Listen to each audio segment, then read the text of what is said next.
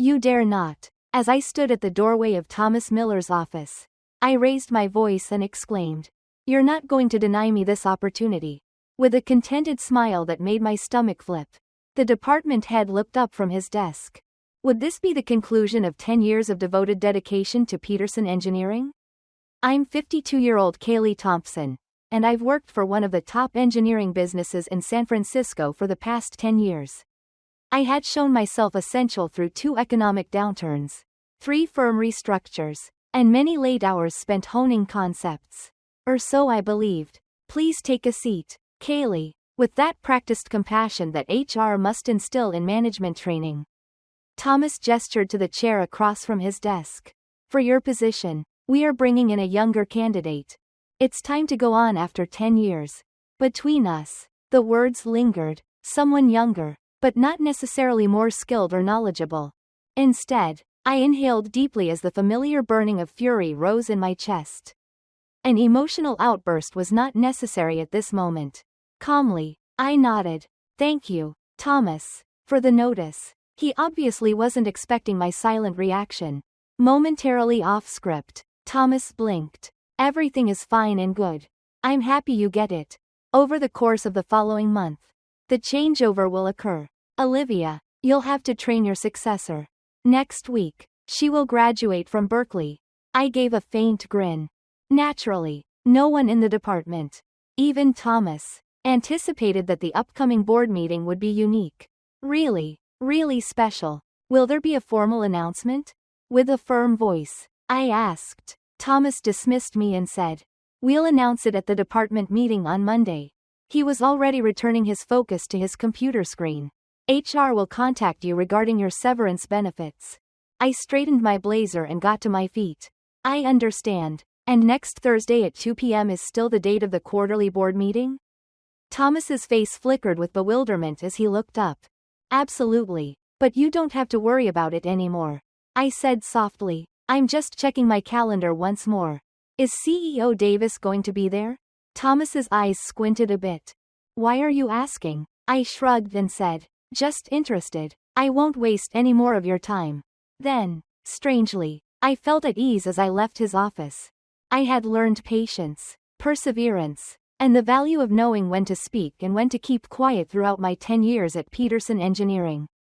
Thomas Miller's self-satisfied smugness would go as quickly as the morning fog on the bay when the following board meeting revealed everything. Certain secrets were worth keeping, even when you faced dismissal. The absurdity of it all made me smile as I made my way back to my desk. After 10 years of commitment, a 15-minute meeting resulted in a casual dismissal. And yet, here I was, clinging to knowledge that would totally change the course of events. Is everything all right? I asked my coworker Javier, who was sitting at the desk next to mine. There was real concern in his eyes. He had witnessed far too many individuals leave Thomas's office along that same route, their expressions displaying disappointment and astonishment. Never better, I said in a low enough voice to avoid drawing notice.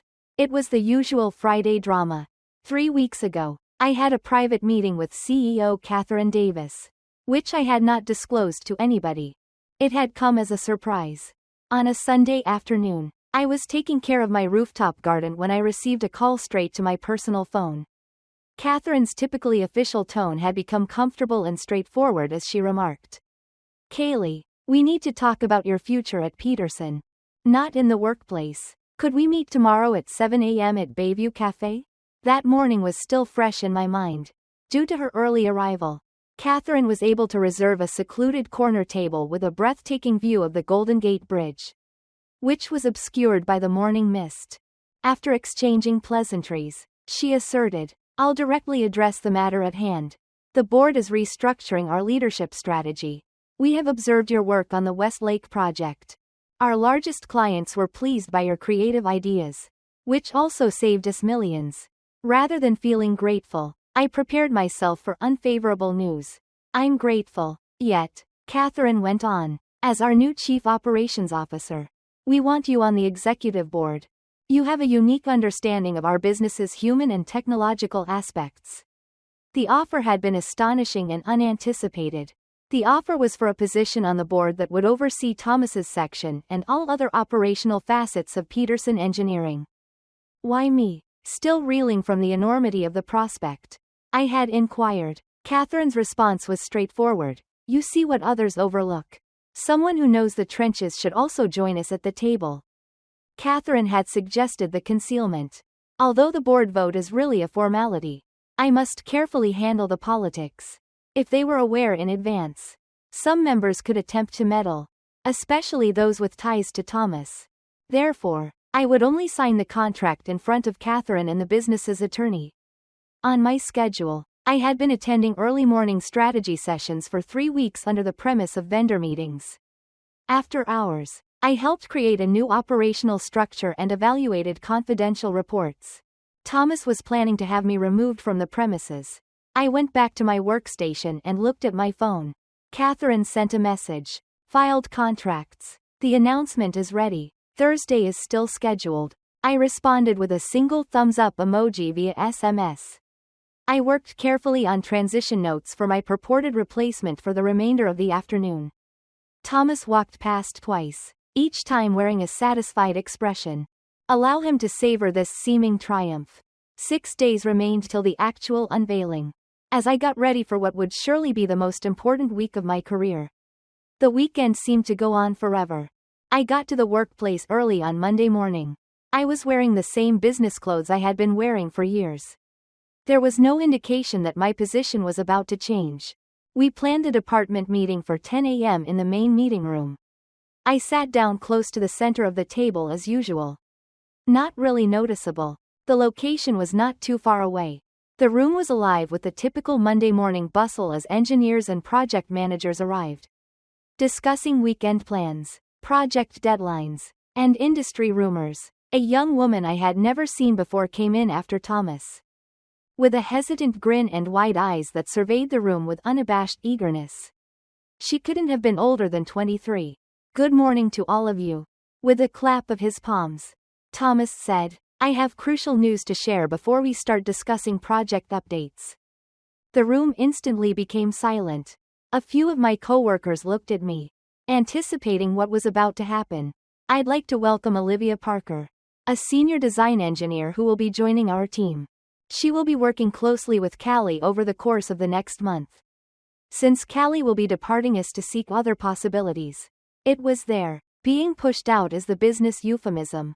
I maintained a neutral appearance while compassionate and inquisitive gazes were directed at me. Thomas went on to say, Callie has been with us for 10 years, in a tone that seemed to be granting me a tremendous honor by recognizing my service. And we value what she has contributed. As Olivia assumes this significant responsibility, kindly make her feel at home. Olivia waved a little. I can't wait to get started on the team. Regarding Peterson Engineering, I've heard nothing but positive things. Thomas was closely observing me as the discussion moved through project updates and quarterly goals, maybe anticipating a tantrum or other indication of unhappiness. Instead, I took part as usual, volunteering to assist with a difficult client issue and sharing my thoughts on ongoing initiatives. Olivia tentatively came up to me after the meeting. Thomas informed me that you would be guiding me this week. Ms. Thompson. Of course, I said, motioning for her to come to my office. Call me Callie, please. As we strolled, I felt a little sorry for Olivia. Unaware of the complex dynamics she had entered, she was only a piece in Thomas's game. As soon as we arrived at my desk, I told them that engineering at Peterson is as much about politics as it is about technical proficiency. Olivia seems taken aback by my candor. I had hoped for a more merit-based system. I grinned. It ought to be. Perhaps it will happen again in the future. The following 3 days flew by, filled with project handoffs, knowledge transfer workshops, and meticulous process documentation. I maintained a professional demeanor at all times. I made sure to give Olivia every advantage I could while maintaining the confidentiality of my actual situation. Catherine scheduled a company-wide meeting for Friday morning, the day following the board meeting. On Wednesday afternoon, the communication addressed new leadership announcements and major organizational developments. Thomas frowned as he read the note, obviously unaware of Catherine's plans. Are you aware of the purpose of this? As he walked by my desk, he asked me informally. I have no idea. I lied with ease. Maybe they've finally found someone to take over the empty vice president post.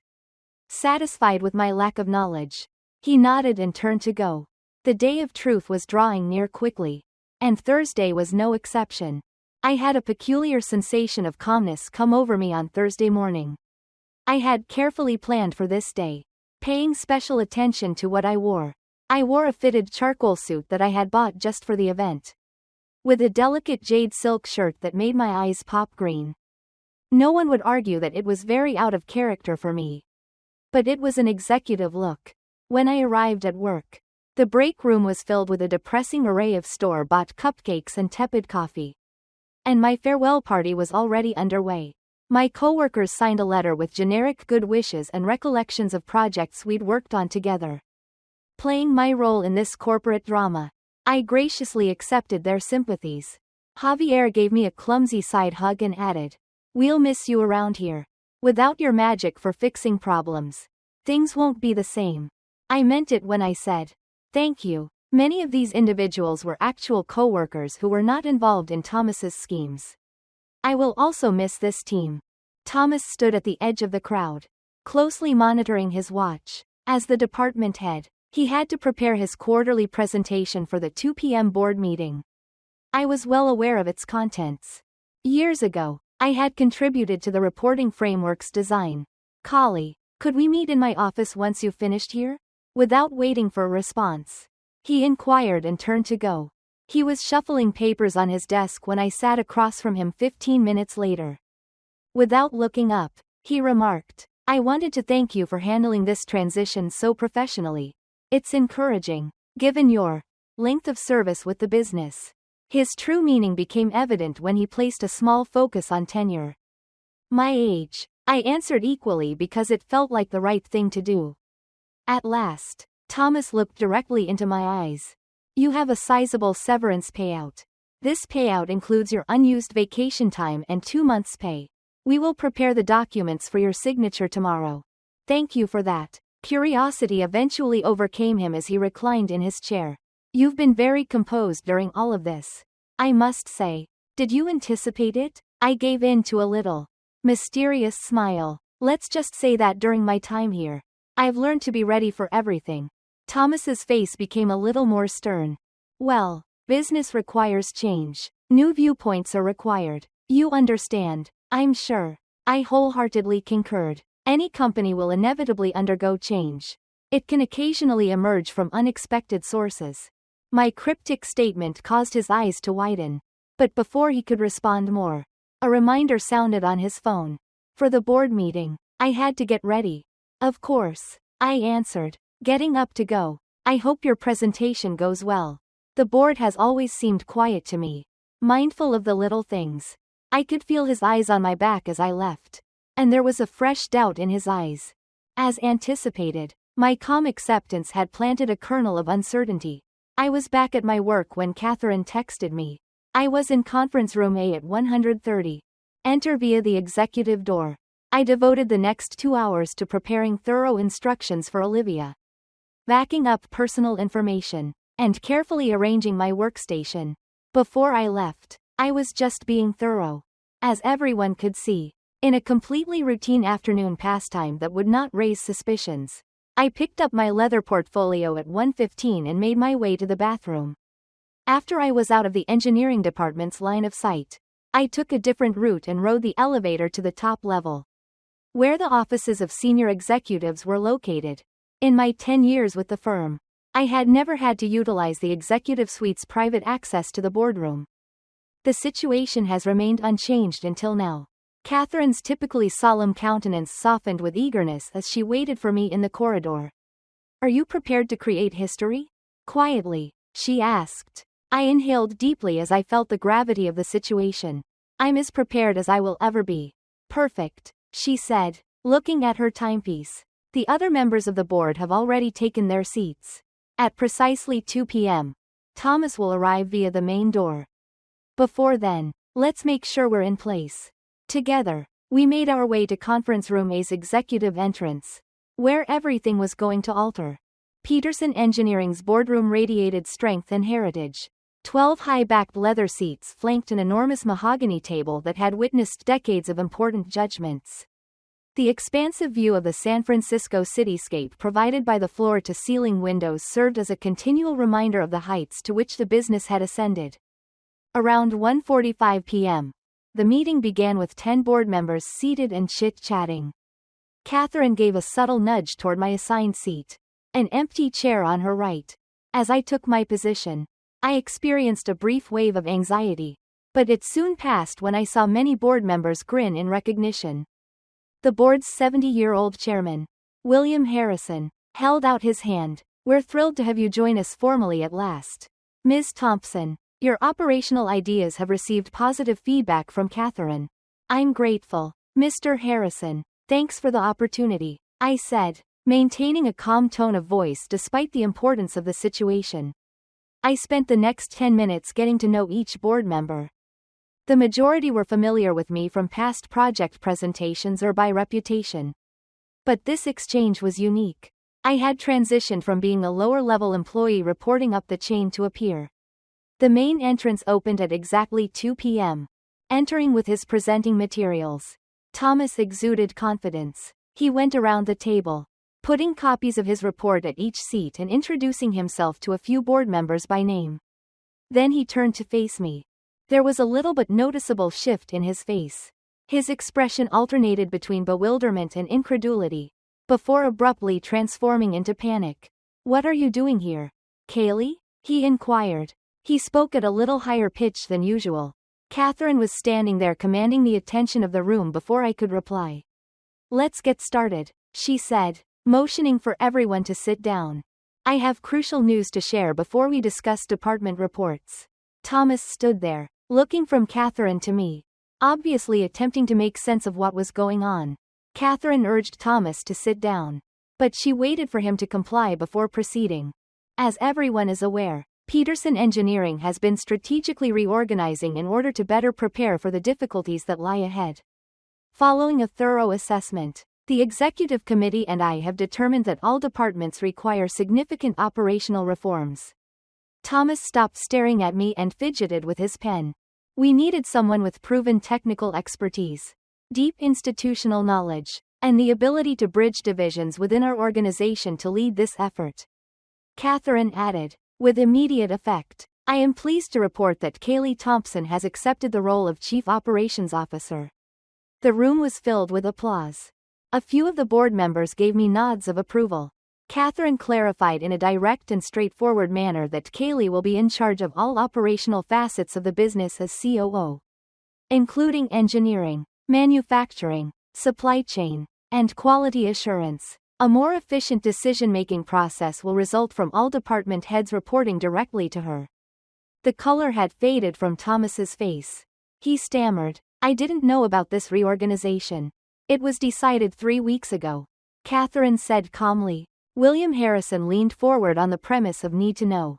The executive committee overwhelmingly supported Ms. Thompson's nomination. Her first assignment will be to thoroughly examine every department in order to find areas for improvement and inefficiency. When I did speak, I did it in a measured and professional manner. To maximize our operations, I'm excited to collaborate with the directors of every department. Occasionally, the right position is required to maximize that value. But everyone makes a valuable contribution to our business. Thomas's gaze locked with me, deciphering the veiled meaning. I had now taken over his department. I would have to reconsider his choice to replace me. Catherine skillfully led the discussion along by saying, "Let's move on to the quarterly reports now. I think you're first, Thomas." Thomas struggled with his presenting materials while standing on wobbly legs. The self-assured department head who had fired me days before was gone. And in his place was a guy who was now doubting every choice that had brought us to this point. I gently interrupted to talk about the personnel adjustments you suggested earlier this week. Maybe we ought to go back and review some of those choices. The ensuing hush was deep, with a droplet of perspiration evident on his temple. Thomas cleared his throat. He recommended that we talk about departmental personnel following the meeting. He spoke in a strained tone. "Actually," I said in a neutral voice, We should talk about it right now since it impacts the quarterly estimates you're going to give. I looked at the board. Thomas has suggested that a fresh graduate with no prior industry experience take over as our senior design engineer. A role I held until today. A number of board members looked at each other with alarm. I went on to say that the Westlake project is about to enter its most crucial stage. Changing important employees suddenly puts the budget and schedule at needless risk. William Harrison scowled. Is that right, Thomas? 20% of our yearly revenue comes from the Westlake contract. In his palms, Thomas's presentation folder shook a little. Even to his own ears. His remarks sounded hollow as he stated, I thought new perspectives would benefit the team. We may, of course, reevaluate in light of the new organizational structure. Yes, I did agree. Actually, I've already discussed taking over the position with Diana Ford. She is the obvious option because of her 15 years of expertise and knowledge with the Westlake standards. Catherine gave a nod of approval. Diana is a superb engineer. I agree with this choice. Despite the obvious defeat on his face, Thomas was able to finish his quarterly report. Hesitancy and repeated note-taking marred his typically assured speech. Board members' questions after he concluded were incisive and sometimes critical. This was quite unlike the easy greeting he usually received. I took thorough notes and asked insightful questions as the discussion moved on to other departmental reports. Demonstrating my thorough comprehension of the business's operations. The attitude in the room had clearly changed by the time we got to new business items. More and more board members started asking me questions instead of Catherine or the department heads. Catherine added another item to the agenda as the meeting was coming to a finish. We will examine the age distributions and succession planning techniques of every department as part of our reorganization. According to recent evidence, cross-generational collaboration has produced our most creative ideas. She showed a PowerPoint with productivity data for various age groups. As you can see, age-diverse teams routinely do better than homogeneous ones. In order to maintain a healthy age distribution across the business, Callie will be spearheading a program. Thomas looked at me from the other side of the table. When properly integrated, both experience and new perspectives have value. I added, I'm excited to collaborate with the heads of every department to maximize the makeup of their teams. We adjourned the meeting at 4:30 p.m. Thomas walked warily up to me while board members collected their paperwork and had post-meeting discussions. He responded sternly, Congratulations on your promotion. If I had known, I would have made different choices. I fully comprehend. He gave an uncomfortable nod. Regarding Olivia, I remarked, she's talented but inexperienced. Instead of being placed into a senior job too soon, I believe she would benefit from our junior engineer growth program. Do you not agree? Thomas was aware that he had no option. I'll let her know about the change, of course. No need, I said. I should personally greet every new hire in my capacity as COO. Tomorrow, we'll meet to talk about her real responsibilities and establish reasonable expectations. When Catherine joined us, the talk was essentially over. At 7 o'clock, Callie and the executive team will be having supper at Bayside Restaurant. We hope you will join us. As I gathered my notes, I said, I'd be delighted. Catherine regarded Thomas with a cunning look as he walked away. He'll either adjust or become more and more marginalized. She said gently, I said that everyone ultimately has to deal with the fallout from their choices. Others arrive later. As I walked out of the boardroom through the executive entrance, the sun was sinking over San Francisco Bay. This time, I walked out of the boardroom with a sense of belonging. Not as a guest. The company-wide event tomorrow will formally announce my new role. However, the events of today brought me immense joy. Even if it wasn't exactly as Thomas had envisioned it when he brought me into his office with that contented smile only days prior. The 10 years I had put in at Peterson Engineering had finally paid off. There was a noticeable buzz in the auditorium after the company-wide meeting on Friday morning. Workers from all departments gathered, speculating about the organizational changes Catherine had described in her email. Wearing a blue suit that both communicated my new power and felt authentic. I stood backstage with Catherine and the executive team. Feeling anxious? Catherine straightened her blazer and inquired. I said, surprisingly, no. It feels natural. Catherine approached the stage to thunderous acclaim at precisely 9 in the morning. As she presented Peterson Engineering's future vision, which prioritizes innovation, teamwork, and strategic expansion, I observed from the sidelines.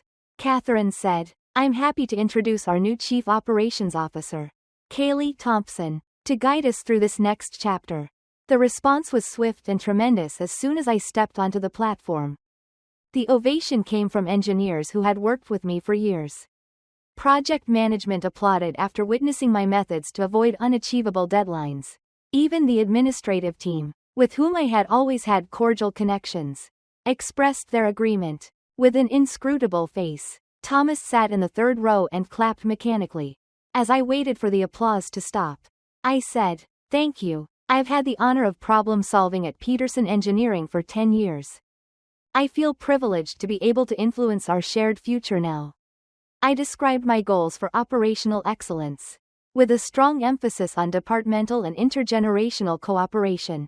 "Experience and new insights are both very valuable," I responded, briefly meeting Thomas's gaze. "We are strong because we can use both." Following the presentation, staff members came up to congratulate one another. Olivia waited until the majority had left, looking a little perplexed. Kaylee, or rather, Ms. Thompson, began her speech with hesitation. "I'm not really sure where I stand right now." I gave a comforting grin. "In an hour, let's meet at my office." Though not in the position Thomas first suggested, I believe you have a lot of promise. I noticed Javier from the other side of the room giving me a thumbs up and a knowing smile as the throng started to thin out. Perhaps he harbored a subtle suspicion. It went more smoothly than anyone could have imagined when I took over as COO. I moved into the executive suite, a large corner office with windows overlooking the Bay Bridge, on the top level by Monday morning.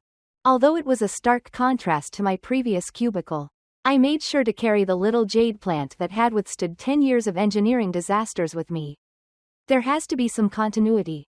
Meetings filled my first official week. I was responsible for examining active initiatives, identifying operational bottlenecks, and getting to know the heads of each department directly. I made it a point to visit departments and have direct conversations with staff members at all levels while remaining visible around the facility. This was more than just effective leadership. The statement implied the dismantling of barriers between executives and employees. Thomas had been very quiet. His department's metrics had been the whole focus of our brief initial one-on-one encounter. He kept his answers succinct and businesslike, avoiding direct eye contact. I treated him with the same deference and professionalism I gave to other department heads. Without boasting or bringing up our past interactions, Catherine brought 2 cups of coffee to my workplace on Friday afternoon. Now, a week has passed. What is the sensation? She sat down in the chair opposite my desk and posed the question. I gave an honest response that was challenging in all the right ways. There is a lot of room for improvement. She seemed pleased as she nodded. Your strategy has so far impressed the board. William Harrison made special notice of your ability to pose insightful queries. I acknowledged that I'd had years to consider what I would do differently if given the chance. Catherine gave a knowing smile. You were the right choice for precisely that reason. Oh, and I assumed you would be curious. Thomas has requested relocation to our Seattle office. Are you fleeing? I raised an eyebrow in question.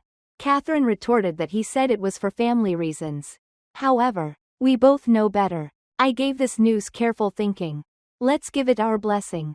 Everyone can sometimes benefit from a new beginning. Catherine made a little toast with her coffee cup. As an executive might put it,